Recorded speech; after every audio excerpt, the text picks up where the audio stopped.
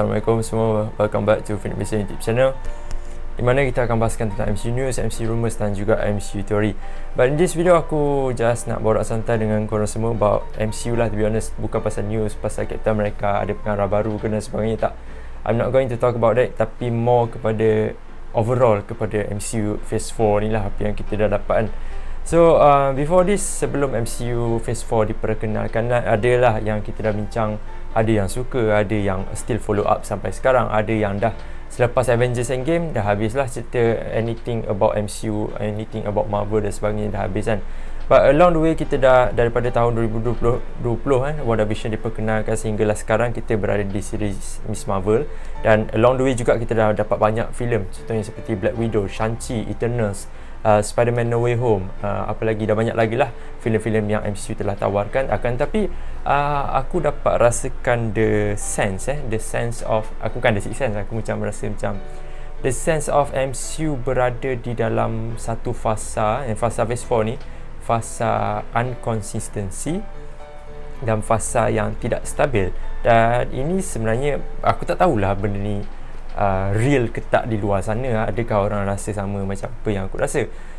Aku dapat rasakan that MCU slowly tergelincir daripada track ataupun tergelincir daripada apa yang dia apa yang MCU biasa buat lah seperti biasa. Sebabnya adalah kerana performance oleh Disney Plus punya series dan movies yang tidak mencapai expectation yang kita semua mahukan, in terms of teori ataupun in terms of rumor dan sebagainya. Contoh, aku bagi contoh paling senang, aku rasa banyak lah kita dah dapat kan, selepas sesuatu movie MCU itu ditayangkan ataupun filem-filem yang lain lah, lepas tu dah filem dah ditayangkan, pengarah akan cakap, oh sebenarnya sepatutnya runtime untuk filem ni lagi lama daripada yang sepatutnya kan. Ada banyak lagi elemen yang kita orang akan letakkan tapi kita orang choose untuk buang benda tu dan sebagainya. And disebabkan itu, benda tu dah effectkan kita punya experience bila kita menonton wayang ataupun menonton filem tersebut lah, contohnya seperti Shang-Chi ke Eternals ke dan sebagainya lah kan. Dan aku rasa adalah beberapa faktor daripada perspektif aku kenapa terjadinya benda-benda seperti ini. Dan kalau pihak produksi MCU tak elakkan daripada benda ni keep on happening over and over again, MCU is in the danger zone lah sebenarnya. Walaupun ada orang yang cakap, oh relax Avi, ni baru phase 4 kan, phase introduction punya phase untuk yang seterusnya, transition phase daripada phase ketiga pergi ke 4. Yes, aku faham benda tu, tapi aku rasa ada benda-benda yang kita boleh sentuh lah about this phase 4 yang menyebabkan this fasa nampak seperti pudar dan hilang.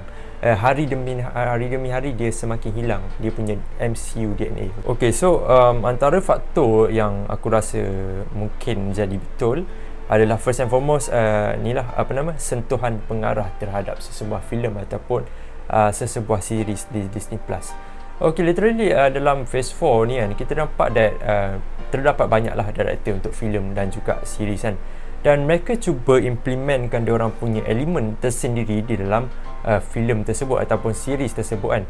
Dan eventually apabila satu filem ataupun satu series itu dikeluarkan, kita tak nampaklah ada pattern yang mereka cuba tampilkan. Tapi along the way sampai dah 2022 sekarang, selepas phase 4 bermula dan sebagainya kan, kita start to recognize beberapa pattern yang kita kurang berkenan about that, yang berkaitan dengan pengarah. Contohnya seperti Chloe Zhao, seorang pengarah yang very terkenal, yang memenangi Oscar Award dan sebagainya. Dan apabila dia menyentuh dia memberi sentuhan dia terhadap MCU punya projek, somehow yes, ianya bagus, cinematography yang sangat bagus dan sebagainya, tapi the MCU DNA tidak dijelaskan dengan begitu tepat ataupun tidak memberikan hasil 100% lah apa yang mereka patut bagi kepada audience dan sebagainya. Aku tak rasakan benda ni satu benda yang buruk, akan tapi ianya membuatkan Phase 4 ini lebih menjadi satu franchise di mana filem yang biasa saja ataupun series yang biasa, cuma mereka ini ada superpower. Kau faham tak maksud aku? Contohnya seperti series WandaVision, ianya cerita tentang the tema of that series, iaitu tentang keluarga dan sebagainya. Tapi apa yang beza daripada tema itu dan sebagainya adalah mereka ini mempunyai kuasa. That's it. Mereka tak pergi lagi in depth more kepada komik akurasi dan sebagainya. Mereka tak pergi benda tu.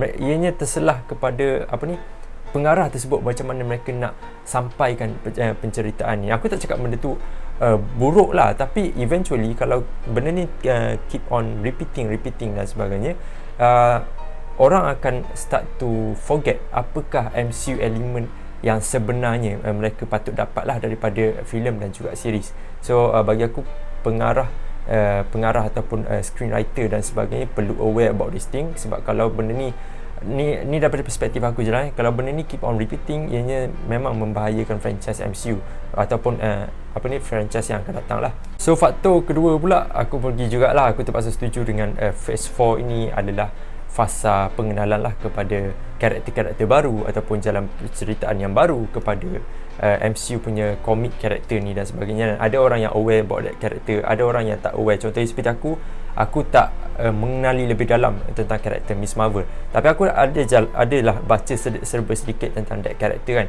Dan apabila ianya diterapkan ke dalam live action series tu, aku macam, adakah ini yang betul? Adakah Aisyah ini yang betul? Adakah The Clandestine ini yang betul? Dan sebagainya kan.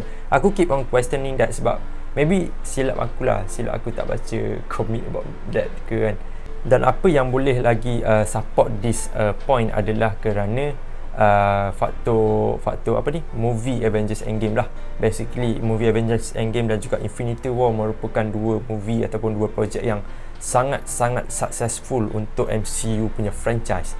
Dan disebabkan itu adalah beberapa selebriti ataupun beberapa pengkritik filem dan sebagainya pernah mengatakan that filem macam Avengers Endgame dan Avengers Infinity War itu bahaya untuk franchise seperti MCU. Sebab apa? Sebab benda-benda kecil ini, siri-series yang ditawarkan sepanjang Phase 4 ini, movie yang ditawarkan dalam Phase 4 ini, kalau ianya tidak segempak Avengers Endgame ataupun Avengers Infinity War, orang akan start to tidak melihat projek-projek tersebut. Dan aku terpaksa akui benda itu sebab some of my friends memang dah tak tengok langsung lah series Marvel dan sebagainya, sebab mereka rasa that all of this thing tidak worth it seperti apa yang Avengers Endgame dan juga Infinity War dapat tawarkan lah kepada mereka, those kind of experience kan, macam Spider-Man No Way Home offer kepada kita kan. Dan aku terpaksa setujulah dengan benda tu. Dan faktor yang ketiga juga adalah tiada persaingan. Tiada persaingan ni kenapa perlu ada persaingan kan? So that MCU tidak merasa gegah. Memanglah MCU for the past 10-15 years ni kan, memang MCU sangat menakjubkan, sangat memberikan impak yang baguslah kepada fans dan juga audience. Akan tapi apabila kau duduk di satu puncak, satu gunung, tapi kau tahu that no one can beating you, bermakna kat situ kau boleh buat apa saja yang kau nak buat.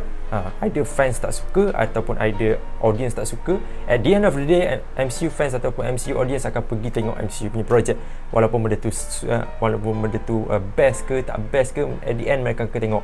Lantak kau lah kan, kau suka ke tak suka, janji aku dapat duit. Benda ni sangat bahaya, especially kita punya MCU, above MCU tu adalah Disney kan. Disney yang conquer everything, yang termasuk Star Wars dan sebagainya kan. Benda ni sangat bahaya sebabnya, contoh kalau tak ada competition ni, tak ada persaingan di antara production lain, dan MCU akan rasa mereka boleh buat apa sajalah dengan apa mereka nak. Sebab tu aku nak DCU dah naik, aku nak Sony Picture SSU pun naik, walaupun mereka sedang developkan Sony Spider-Man Universe dengan cara yang tersendiri, iaitu mereka sedang buat filem-filem villain kan. Contohnya seperti Kraven the Hunter ataupun Madam Web, bukan villain tapi those kind of project lah yang SU perkenalkan. DCU sekarang ni masih ke laut, walaupun Black Adam akan muncul tahun ni dan sebagainya, tapi aku harap they find a way to survive about this thing. Sebabnya aku nak mereka bersaing di antara satu sama lain, so that mereka dapat rasa that mereka perlu producekan sesebuah projek itu dengan cara yang terbaik. Itu yang apa yang aku nak. And after that, point yang keempat dan last point lah yang aku rasa adalah technical wise untuk MCU. I don't know korang perasan tak pattern ni, MCU kan, in terms of CGI, in terms of cinematography dan sebagainya, mereka kind of lag sebenarnya for the past few project ini. Aku nampak since Marvel Phase 4 ni nampak seolah-olah seperti lebih ke arah kartun. Dan kita akan sentuh kepada Thor Love and Thunder lah. Aku tak tengok lagi Thor Love and Thunder. Aku rasa korang pun tak tengok lagi Thor Love and Thunder. Tapi aku terbaca review-review yang mengatakan, yang bagi respon lah terhadap filem Thor Love and Thunder ni, yang mengatakan that film itself CGI-nya quite teruk, nampak seperti kartun dan sebagainya, sama seperti Doctor Strange in the Multiverse of Madness, di mana Doctor Strange tengah lawan dengan apa nama tu, bukan ni, aku tak ingat mata satu tu, subhanallah. Dia bila tak ingat, dia datang tak ingat, tapi aku rasa korang tahu that creatures kan, nampak gila CGI dalam filem tu, memang worst at that moment kan. Dan aku adalah pernah Buzzpop sembang buat listing, dan katanya adalah untuk hire this kind of editor, CGI editor dan sebagainya, memang cost sangat banyak dan disebabkan Marvel dia ada banyak projek dalam satu tahun, disebabkan itu mereka tidak konsisten dalam menjaga CGI punya technical wise dan sebagainya. Dan kalau benda ni juga tak dijaga dengan baik, sebab MCU memang terkenal dengan CGI yang bagus lah, tak nampak macam kartun sangat kan. Tapi aku lebih suka kalau MCU lebih menekankan ciri-ciri untuk memunculkan sesebuah karakter itu dengan mengurangkan CGI. Contohnya seperti Ghost Rider. Aku rasa Ghost Rider pakai juga CGI kan? Tapi at that year, pada tahun 2007 kan, dia perkenalkan Ghost Rider. Wah, nampak sangat realistik, tak nampak kartun langsung untuk karakter Ghost Rider tu kan. Tapi karakter Ghost Rider Robbie Reyes aku tak suka. So basically itu adalah beberapa faktor lah yang aku rasakan. So apa pendapat korang? Korang rasa adakah MCU betul-betul dalam mode tergelincir, ataupun it is just a normal phase, di mana ini adalah fasa pengenalan, so ianya tidak mengapa untuk tidak menghasilkan filem ataupun series yang keempat. Leave your comment down below, aku nak tahu pendapat korang about that thing. Aku sangat memerlukan pendapat tu, sebab itu apa yang aku rasa kan. So itu saja untuk video kali ini, kita jumpa lagi di video akan datang. Assalamualaikum dan bye bye.